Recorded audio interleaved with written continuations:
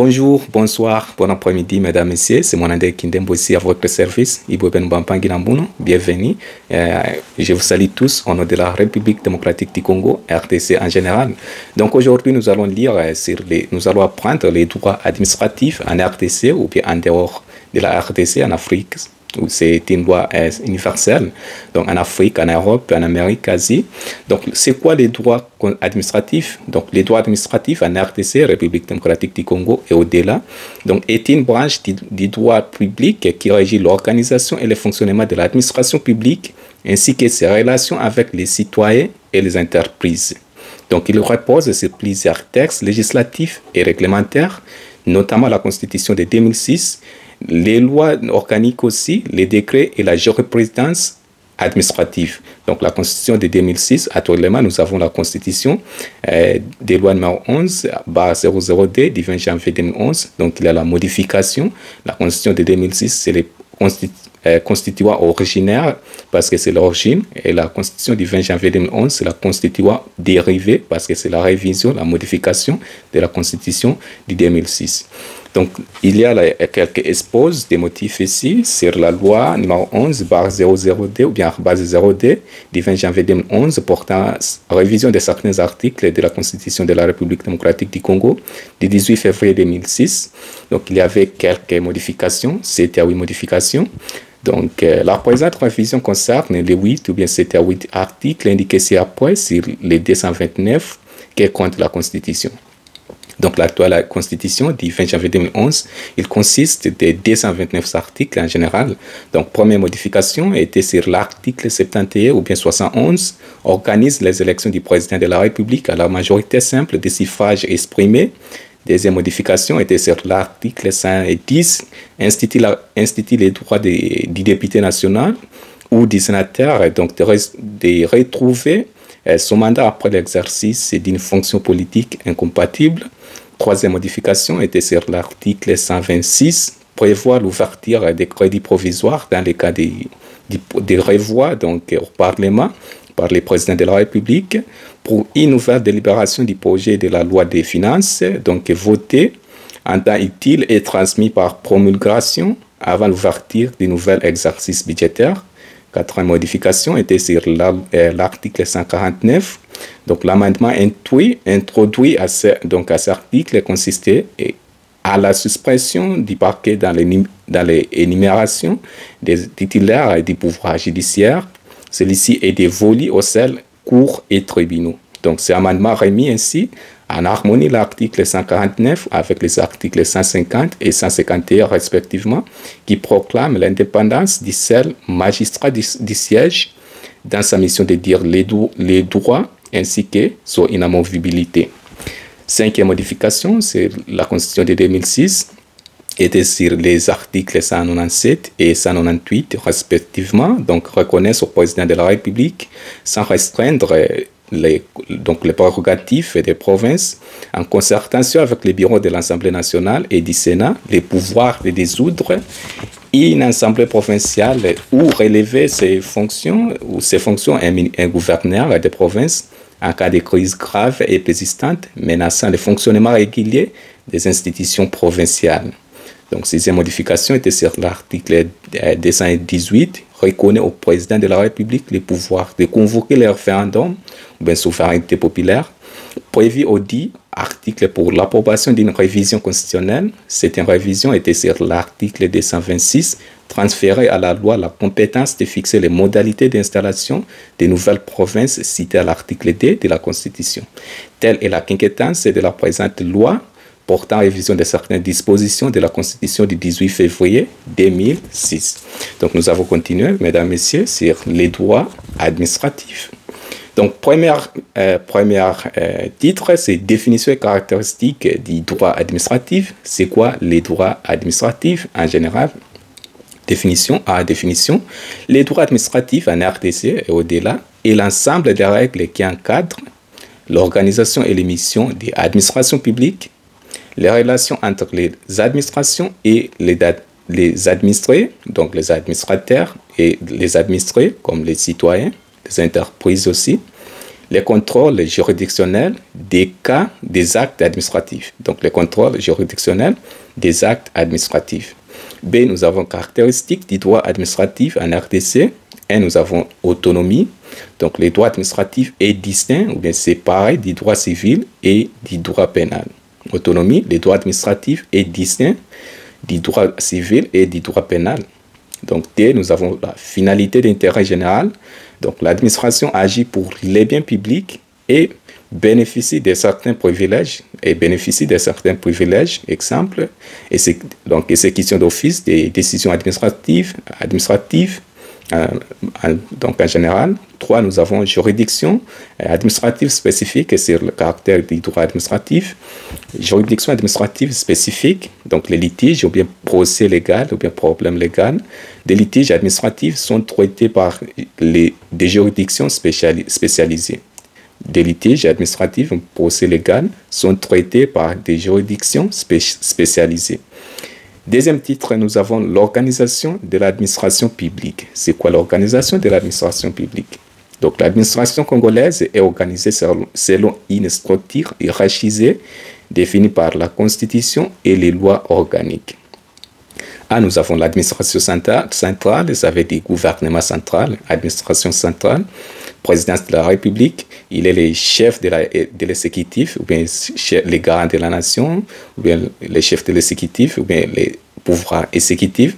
C'est en RDC, notre pouvoir exécutif est bicéphale, ça veut dire deux têtes. Donc nous avons le chef de l'État, président de la République, et la primature, le premier ministre aussi. Donc président de la République, il est le chef de l'exécutif, il dirige l'administration publique, donc c'est le pouvoir central. Gouvernement composé des ministères a des compétences spécifiques. Donc nous avons le ministre de l'Intérieur, extérieur, ministre de la Santé, de l'Éducation, ministre de la Défense, infrastructure, environnement, etc. Donc, services publics nationaux aussi, sur l'organisation de l'administration publique. Nous avons services publics nationaux, donc institutions rattachées au ministère pour l'exécution des pouvoirs, des politiques publiques plutôt. B, nous avons l'administration décentralisée. Décentralisée, ça veut dire le pouvoir est divisé en deux parties. Donc, c'est la décentralisation. Nous avons le gouvernement provincial, central et le gouvernement provincial, ou bien pouvoir central et le pouvoir provincial. Donc, l'État congolais est un État unitaire décentralisé. Nous avons trois sortes d'États, État unitaire, État fédéral et un État régionalisé. Donc, l'État congolais est un État unitaire décentralisé. Nous sommes un État, il y a une décentralisation, séparation des pouvoirs, selon l'article 3 de la Constitution. Donc, nous avons les 26 provinces. Donc, les 26 provinces disposaient d'une autonomie administrative et financière, qui veut dire notre recette nationale, est divisée entre les pouvoirs central et les pouvoirs provinciaux. Donc, 60% retient, donc 60% c'est pour le pouvoir central et les 40% est pour les pouvoirs provinciaux. Donc, les provinces sont administrées par un gouvernement et une assemblée provinciale. Donc, elles comprennent chacune des ETT, entités territoriales décentralisées, ETD. Donc, les entités territoriales décentralisées, ETT, elles composent par les villes. Nous avons les communes, les secteurs et les chefferies aussi. C'est ça, les entités territoriales décentralisées. Les villes, les communes, les secteurs et les chefferies ont également certaines compétences locales aussi. C'est nous avons l'administration déconcentrée. Donc, il y a des choses, décentralisation et déconcentration. Donc, c'est dans le cas de décentralisation, le pouvoir est divisé en deux parties. Nous avons le pouvoir central et le pouvoir provincial. Le pouvoir provincial a une autonomie aussi, comme le pouvoir central. En cas de déconcentré ou de décentralisation, les provinces n'est pas une pouvoir, n'est pas une autonomie. Il y a donc les représentants provinciaux. En cas de l'administration déconcentrée, donc c'est les représentants de déconcentralisation. Donc les gouverneurs des provinces représentent l'État central. C'est comme l'hiérarchie. Il doit respecter l'hiérarchie. Donc les administrateurs des territoires, maires et chefs de secteur aussi, appliquent les décisions de l'État au niveau local, qui veut dire territorial, sectorial, groupement, village aussi. C'est ça le niveau local. Entité territoriale décentralisée. 3, nous avons les sources du droit administratif. Quelle est les sources du droit administratif? Donc, A, nous avons sources constitutionnelles. Les sources constitutionnelles. Donc, la Constitution de 2006, ou bien des lois numéro 11 portant en révision, des lois numéro 11 à 00D du 20 janvier 2011 portant en révision de certains articles de la RDC, République démocratique du Congo, elle fixe les principes fondamentaux de l'organisation administrative selon l'article 3, 123, 200 et souvent.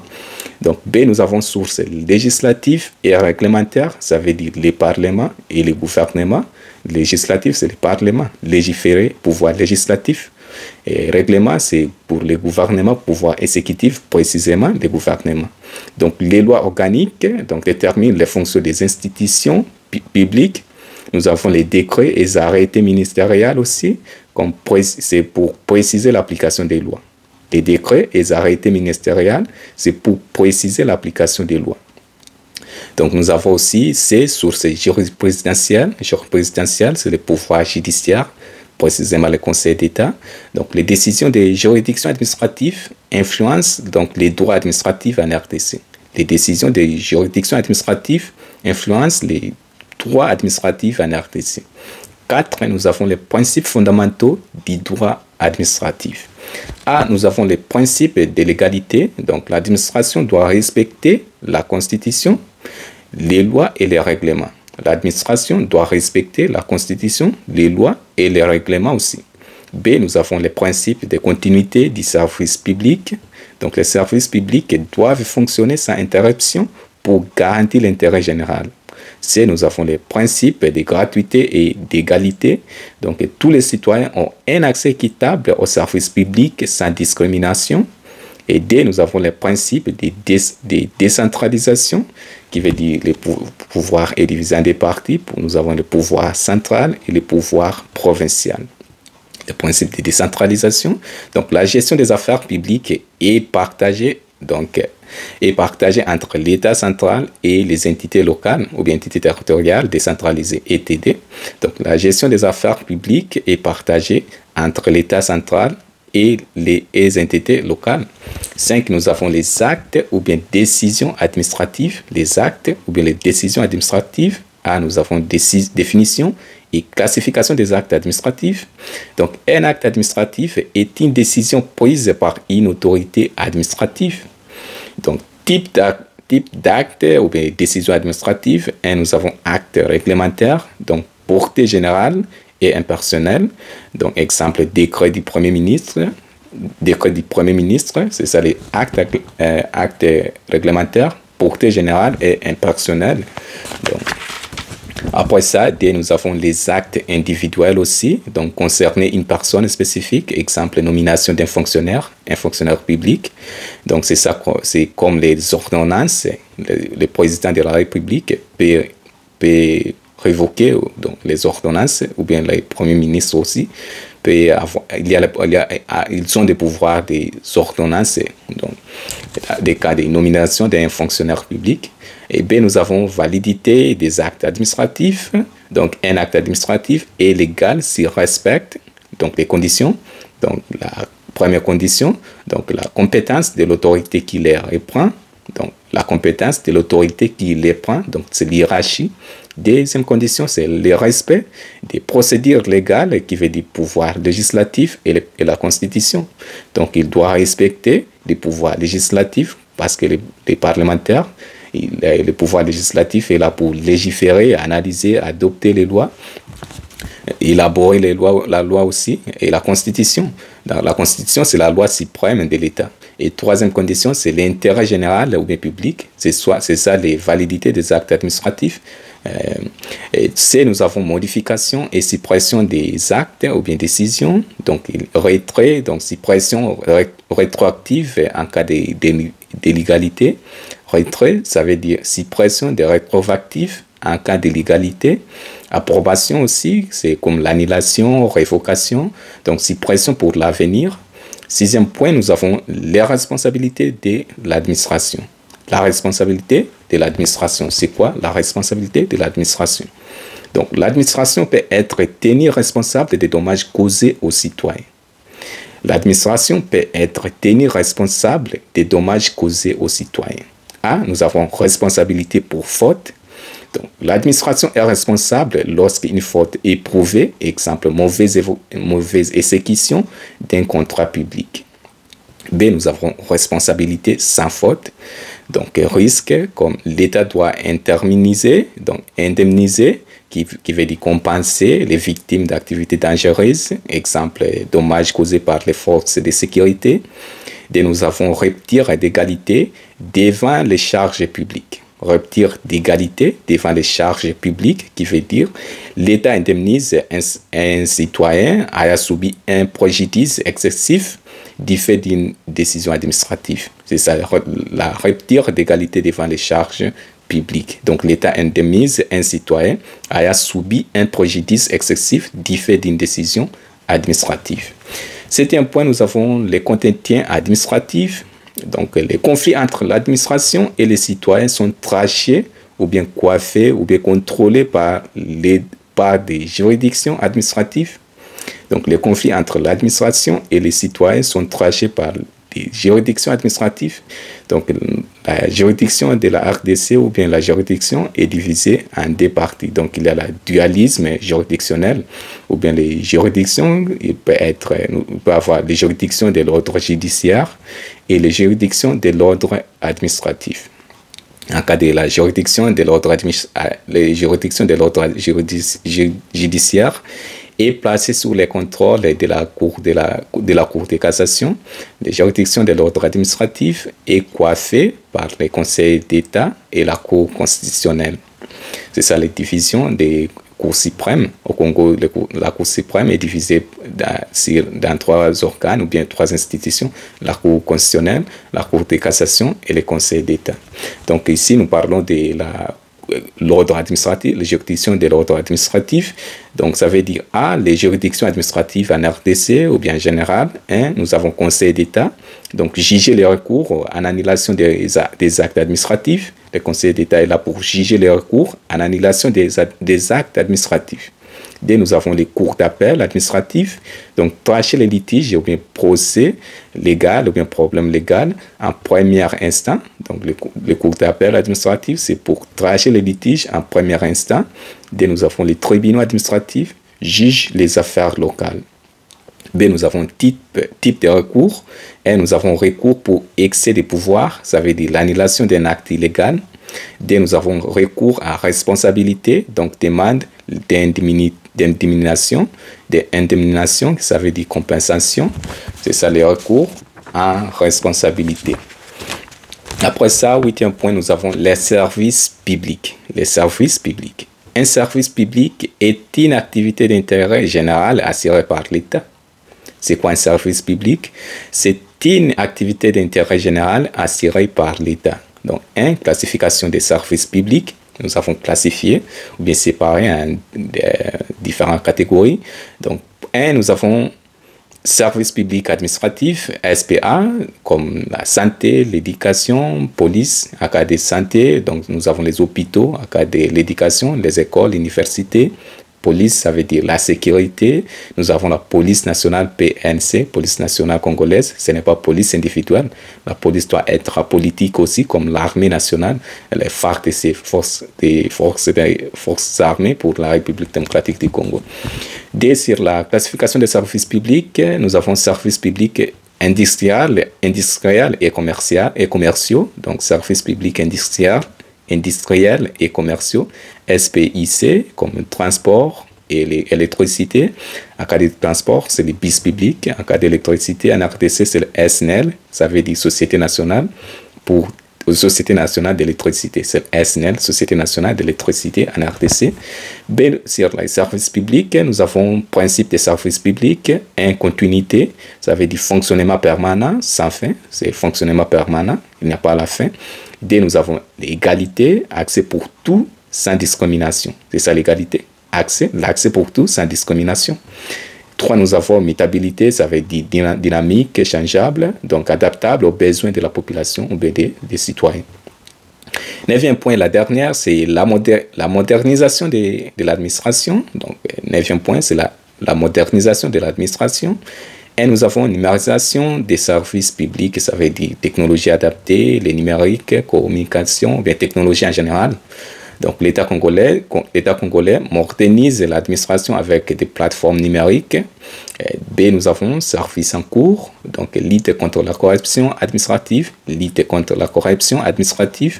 décentralisation accrue pour renforcer l'autonomie locale.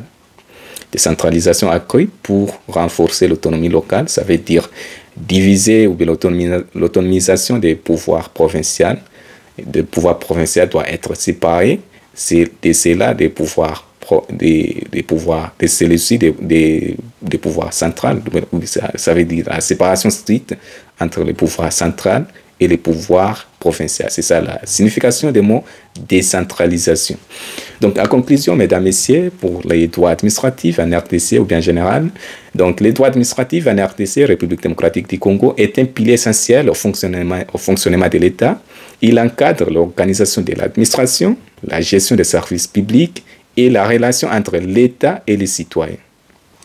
La modernisation de l'administration et le respect des principes de l'égalité et d'inégalité, donc de l'égalité et d'égalité, restent des défis majeurs pour une gouvernance efficace et transparente en RDC, République démocratique du Congo. C'est mon indec ici, madame, messieurs, abonnez-vous massivement. Et au revoir, on se reverra aussi.